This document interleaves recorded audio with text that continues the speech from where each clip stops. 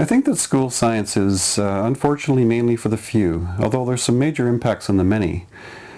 It's important to recognize that school systems around the world are under enormous pressure from global economic systems to produce a so-called knowledge society. This society differs from those economic systems in the past in which emphasis was placed on mass production of goods and services. In the sense that with the knowledge society, the emphasis will be placed on production of new ideas, innovations in rapid succession, so that consumers will be encouraged to purchase them in rapid succession. Now, school science systems, which are composed of government, administrators in school systems, and textbook publishers, have a major role to play in this global economic endeavor, and that is to produce the scientists and engineers who will produce the knowledge that's necessary for production and consumption of goods and services. Now, the selection of these scientists and engineers from the school science system is an unfair process. Survivors of the system must be able to rapidly understand large amounts of abstract ideas, laws and theories of science, often without opportunities to apply them in meaningful contexts.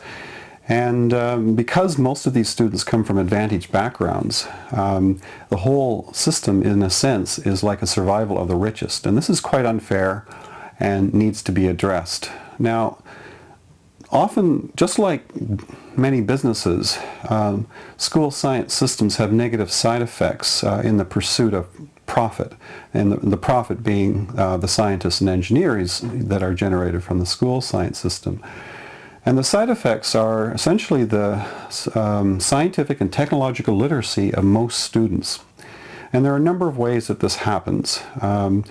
Now, paradoxically, for example, students rarely get a chance to do science in school science. That is, frequently they are expected to follow so-called cookbook labs in which the teacher or the text determine the purpose, the methods, the ways of organizing the data, and the conclusions. And so as a result, the students don't actually develop skills that they could use to produce their own knowledge. Now, a second way that their literacy is challenged is that generally some of the negative side effects of science and technology and their products and services on societies and environments often are overlooked. In a sense, because school science, in a way, is like a infomercial to attract students into careers in science and engineering. Now, what we really need then is a school science system that promotes literacy for all. And some of the things that I would recommend are that we actually encourage governments to reduce the amount of knowledge that students are expected to learn so that they can learn it better. There's been a great deal of discussion at OISE here around the idea of development of deep understanding, and that needs to be promoted.